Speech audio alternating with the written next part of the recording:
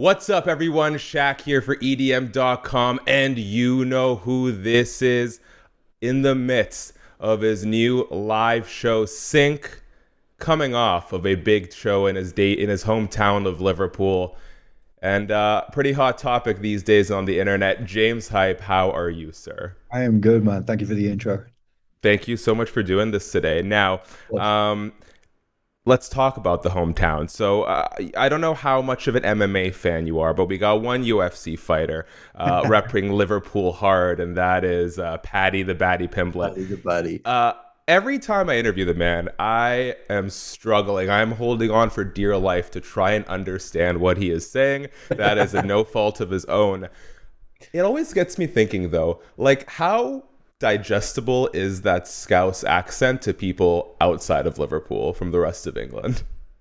It is like another language sometimes. And I know there's one guy who works on my team. He's my production manager and he lives in Liverpool. And obviously I grew up really close to Liverpool, but I've like lost a lot of the accent and I just didn't really have a very strong accent to begin with. But when I'm around this guy, I start talking like fucking hell, this James Uh, hype, mate. So I I fully go scout when I spend too much time with this guy. Good. I'm glad you. That's the thing about going home. I remember the first time I like stumbled upon this anomaly, where my buddy uh, grew up in Canada, speaks like every other Canadian I know, until he gets on the phone with his Pakistani mom, and suddenly Yeah. it's as if it's his first day in Vancouver, Canada. So it's funny how that happens. How did it feel to have that full circle moment? I know it was something like 18-year-old James Hype would have been sort of on the floor over. What did it mean for you to get to perform in Liverpool after all these years? Well, for me, it was a double-edged sword. Is that a positive thing? It was two positives. Um, and I know you've got swords behind you. That's probably why I've got swords on the brain. But first of all, the show in Liverpool is huge. Like when I was a teenager, I used to skip school, take the bus over to Liverpool because it was just so cool. They had like record shops and like all of this stuff that just felt so inspirational to me that we didn't have in like the town where I grew up. So Liverpool was always like magic to me for that reason. And as well, Liverpool is the source of like so much of my musical inspiration. All the clubs in Liverpool used to play house music, just through and through house music. There was only like five clubs that didn't. Um, and then the second thing is the show in Liverpool was put on by a radio station, Radio One. And that's the station that I used to listen to when I was growing up. So I used to drive when I got my first car. I knew all the presenters and I was just obsessed with Radio One. So for me, it was like Liverpool and Radio One together. And when my manager told me that it might be happening, I was like, no way, no way. Even after I came off stage, right? I was watching the videos back with my team and just seeing BBC Radio One big weekend at the top of the stage and then down is me. I was like, wow. I didn't think I'd ever do that. When I was first informed that, the James Hype interview was on the table, and I started thinking, like, man, what do I want to talk to James about? One of the things that caught my eye is you turned 35 in November, which would have marked the 20th anniversary of when your parents gifted you DJ decks for your Yes. birthday. Where would we be right now if your parents didn't If they gift you those didn't, if they decks? didn't Yeah. get me the decks that I wanted, where would I be? I used to skate. Like before I was a DJ, I used to skate. All my mates used to skate. I wasn't very good, but I wasn't bad. I wasn't the worst. I was like medium. And then I used to make the skate videos. So I got like a digital video camera. It was like $100 or something, like a really, really low level one. But the reason I loved the skate videos was because they always had really cool music. Hmm. Sometimes they had like drum and bass, sometimes they had like hip hop. And that was the most exciting thing for me, is like cutting the video together with the music. So I don't know, maybe I could have gone into like video world. Dude, the like late 90s, early 2000s skateboard videos are just unmatched. What a crazy era to live through. How supportive have your parents been when you first brought up your interest in DJing and music? Because, it varies from family to family, but that isn't maybe a avenue that I can imagine every parent being supportive of their child pursuing. You know, I'm Oh, for Persian. It's sure. more doctors and lawyers and engineers. Yeah, yeah, So, yeah, yeah. No, I went to a school that you had to pass a test to get into, so they thought I was really smart, you know. And everyone who went to the school all went on to go to university. So it didn't interest me. I wasn't excited by like academic stuff ever. Just felt like a waste of time. But when everyone left, they all went to university. I was just in my town on my own, and it was like the music was the one thing that I had. So I just dived headfirst into that, and I would go to the nightclubs in Liverpool when I wasn't playing just to be like in the scene. And eventually I made friends in the scene, and the music just took over everything for me. But I know when I first started out, my mum, she didn't think it was a real job. You know, she definitely thought like, oh, he'll do this for a year and then maybe he'll find a proper job one day.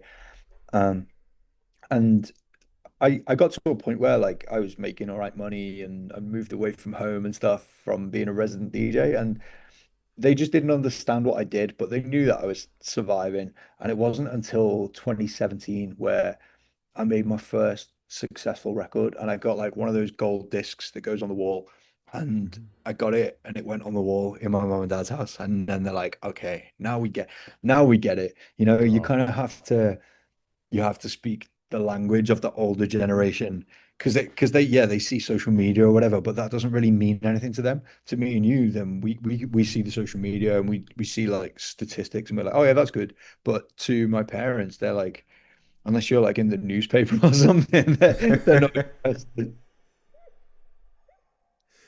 do you remember the first song that you ever mashed up? That's a really good question. I know when I was in school, there's this girl who I went to school with who was texting me a few weeks ago, and she was like, "Do you remember you made a remix of that Chris Brown song? Tell me, fellas, have you seen her?" I can't remember what it's called. Um, oh well, whatever. Old Chris Brown song from like when I he will Google the lyrics and then when he was like a repost it. child. And I think I'd done like I just like put some drum, like a new drum beat on it or something, probably really, really bad. But I've always been excited by like the music software, you know, like even I don't know if this happened in the US, but it used to come in cereal boxes. There was like a EJ, I think it was called EJ, and it was like a free software that came in a cereal box, and you got the CD-ROM, put it in your computer, and then Mhm. it's kind of like Splice, but like from 20 years ago. And it's like you have drums from different genres, synths from different genres, bass from different genres, and you can like drag and drop them like Lego blocks. And it's like, I'm going to put the drums from Oh, this with the bass from okay. this. And obviously you had really limited options, but that was like my first DAW back when I was like, I don't know, like 10 years old or something. So yeah. Why does James Hype hate mashup so much? What do you mean? Why do I hate mashups? I was sifting through your Quoting Reddit me on AMA and something. you're like, I hate mashups. I'm like, okay, James, Um, pop off, I bro. no, no, I don't hate mashups. I think there's a lot to be said for a really good mashup. One thing that I don't have time for is people sending me mashups. So that's like because people will be like, "Oh, I've got a promo for you," and like, cool if it's your record, but if it's just a mashup of other people's records, and it's not that I don't like it, I'm just not interested because I do that myself. So I'm not gonna play like someone else's mashup because Mhm. I want to I love the mashup scene, so I want to create my own mashups. And the way I DJ as well, I'm playing live, so I'll quite often do the mashup live. I wouldn't want like it to be recorded already. Yeah, I leave that to me, who doesn't know how to DJ. I can just hit play, and so I'm leaning on your mashup, sir. If you post them online, thank you. Um, last thing on the early years, I read that one of the first residencies you got was when you were 16 years old. What is like the logistics of someone being 16 and working in a nightclub? Is it super lax or is it a little bizarre? No, I was 18. I 18, did okay. Wikipedia, you got to update these things. yeah, but it's not me who updates that. There's probably all sorts on there. No, I wasn't able to get into the clubs still. I mean, I used to go to the clubs. I used to have a fake ID and stuff. All that stuff used to be so easy back in the day because it was the early days of the internet, and I remember just found a website that you could go on to get fake IDs, and it was like £15, like $20, and you used to post your money off to this company, because this is before like online payments. This makes me sound so old. You used to post your money to the company and they would with a photo and they'd send you back a fake ID in like a week. And me and all my mates used to have fake IDs and we used to go to the gay clubs in Liverpool because the gay clubs had the best music and they didn't have the sort of intimidating people. Because when you're a 16-year-old kid, you don't want to like end up getting cornered by a load of big 30-year-old men in the club. So we used to go to the gay clubs because it was like way more friendly and they had the best music. And we were going there from like 16 years old. But yeah, I wasn't able to actually DJ there till I was 18. Walk me through the process of bringing Sync to life. What has sort of gone into it on the back end for you? Um, the whole thing's been quite rushed, I can't lie, because up until I think it was January when the idea sort of came to life. And before that, we were throwing around ideas for the live shows, like what live show are we going to do? Because we knew we were going to be doing the Ibiza residency, and we knew we had to bring something good. It's not like, oh, here's James DJing again, you know. So we were like, okay, what can we do this time that's different? So me and my manager were going back and forward thinking of ideas, and we had some ideas of what we were going to do, and we'd started moving towards them. But honestly, none of them really excited me. They just felt like other people's ideas. So I would remember I was watching a YouTube video about these two guys who design game shows, like physical game shows. They're making all like the stand with the buzzer on and stuff. Mm. And it just sparked something in my head. I was like, what if we can use this sort of technology and make me hitting the button into something really massive that everyone in the room can see? Um, And I spoke to my production manager, Joe, straight away. And we were like, "Well, how easy is this to do?" And then we started doing a couple of prototypes. And I've got the really early videos of him in his office just hitting CDJs and making things flash. I was like, wow, okay, we can actually do this. So from that day, I think we planned a build and a sort of rehearsal in 2 weeks' time after that day. And we had to rent this huge studio, rent all the equipment. It's super expensive doing something like this. I think the first rehearsal cost me like 20,000 US. Um, and then we sort of we that was kind of like proof of concept. Like we took some videos to prove that it works. And then we were all going to go away and think about what we can do to improve it. We had to get some content designed because we need like specific content for the sync screens. And then we did another big rehearsal more recently in an even bigger space. Um, and that was kind of just moving more towards having a finished show.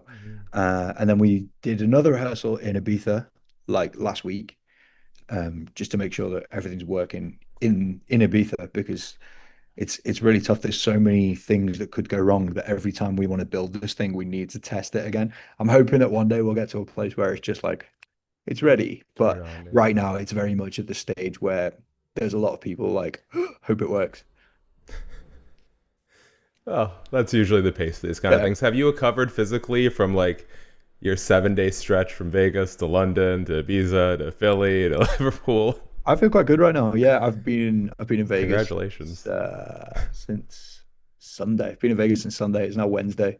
So yeah, I've got a bit of a routine going. It's good. Good. Happy to hear that. Have you passed on any of the coding that Deadmau5 texted you over to Joe to incorporate in the show? It's funny, right? So he saw the videos of Sync and he texted me and he was like, "Yeah, it's cool. I like what you've done, but here's how you could do it better." He was like, "You should use the Cat 5 and all of this instead of MIDI." And I sent it all to my production guy. Yeah, yeah, I know, right? Yeah. So over my head. Because I I'm don't not know. like I'm not super technical. I can get a bit geeky at times, but I'm not like on that level of like No, code and same, stuff. same. Um, so I sent it all to my production manager, and he was like, "Yeah, that's how we do it already." I was like, "Oh, okay, cool." Oh, glad everyone's on the same page then. Yeah. In your opinion, obviously a lot of this sprung out of your championing of performing live sets in real time. I am curious, in your opinion, have we trended more towards more pre-recorded sets or fewer pre-recorded sets, and why do you think that shift has happened, regardless of which direction it's going? I think the golden era of pre-record might actually be behind us. I Hmm. think, and I had a conversation with someone a few weeks ago. If you go back to maybe 2018, when there were loads of huge EDM shows, but there wasn't so much online. Um, I feel like everybody's quite conscious now. Oh, we don't want to like do anything crazy because the cameras will see us and it will end up on the internet. So, for example, if you're a massive DJ, you don't necessarily want people to see you playing a pre-recorded set because someone's looking out for it and the video is going to be on YouTube or whatever. So I think maybe the period when everyone was doing it is sort of behind us. All right. Now, last thing before we wrap up on some rapid fire stuff. I love that all the DJs do AMAs. It's a great place to just get like really random things to talk about. And one piece of advice that I thought was very wise that you gave an aspiring DJ in that AMA was focusing less on getting to a place of comfort and more learning to enjoy the struggle, because sort of the process and the journey is the reward. Mhm. Do you remember when you kind of came to that realization or what might have sparked it? I think there's been a few periods in my life where I've achieved the thing that I've always wanted, Hmm. and I got there and I realized I was already over it. I wanted the next thing. And sometimes I'll achieve something today and that's the thing that I really, really wanted 4 years ago. But now I've got it today. I'm like, "Hmm." So I feel like we constantly chase these things that we want because we feel like when we get them, we're going to feel really fulfilled and we're going to feel really happy. But the truth is, if you're counting on that, you might get to that thing that you really want and realize it's not going to make you feel fulfilled and it's not going to make you feel happy. So you have to find the happiness and the fulfillment in the stuff that you're doing every single day. You need to be able to find happiness and fulfillment in going to the studio and making 10 records that are shit because that's the grind that you have to go through every single day just to get to that one that's going to end up in the charts or whatever. I couldn't agree more fully, and I think it's a sentiment that a lot of people who've sort of reached some of those milestones share. James, you've been very giving with your time and the subject matter. So on the way out, I'd love to do a little rapid fire, just some very random questions that I have assembled. First, when did you realize that going to the gym after a 3 a.m. studio session is absolutely psychotic behavior and started working out in the morning like a normal productive person? Well, this is when I used to live in London. I used to go to like the super cheap gym. It was like £10 a month for this gym. And you've probably been in one of these gyms. It's like is it 24-hour fitness that they have in the Yeah, US? yeah. It's kind of like that. And basically it's so fucking busy. Try going there at 7 p.m. You're not going to be able to do anything. So I was like, oh, okay, I'll just go after the studio. So yeah, I did used to go to the gym like 3 a.m. on my way home. Do you wear a Fitbit or like an Apple Watch while you perform? Because I'm always Or a curious. ring. Perfect. Do you know what your calorie, like how many calories you burn during a set? Because I find Um, this fascinating. it can be about 600 an hour. That's crazy. What's the longest set you've ever performed? I did 8 hours at Space once. So imagine that's like it's like being an athlete. I actually need to just like think about hydration and sugar and stuff. I was gonna say you might want to take a pre-workout, maybe carb load a little, have some electrolytes on hand. Good transition though. Gatorade or Gatorade Zero? I choose zero, but that's just kind of habit. I don't really know because I feel like maybe the sugar-free stuff is actually bad for us as well, but no one really knows. Pick your poison, James Hype. It's okay. I find the zero's fine once you've been on it for a while, but the one time you get a regular, like, oh, I see what I'm missing. We've kept the Dead Mouse talk to a minimum, but I'm just gonna take a shot in the dark here. What's gonna happen first, the B2B or the collaborative track, if you had to guess? I think we're more likely to collaborate. I don't think, I mean, he doesn't want to DJ with me, does he? And I'm not even throwing shade here. Like our styles are so different. Fair enough. Fair enough. Well, I look forward to the collaborative track then. What is the all-time best beef jerky flavor? Do you have some on hand? Are you looking Yeah, at it right now? I've literally been eating some here, but it's not that good. It's just some gas station stuff. Something like mango. Ooh, When they have interesting. mango and it's normally good. You know, the macros aren't as good, but if you ever get like pork jerky, super Never tender. tried that. If I don't know if they have them at a Costco near you, but there's this Yeah. barbecue, like Korean barbecue flavored jerky that they have in Canada. Mm. Give it a shot next time you go, okay? All right, that is my one piece of advice to you since you've given me so much during this interview. James, ahead of your sync residency in Ibiza, the shows you have coming up, sync, anything you want to talk about, man, I'd love to give you the floor on the way out here. Anything I want to talk about.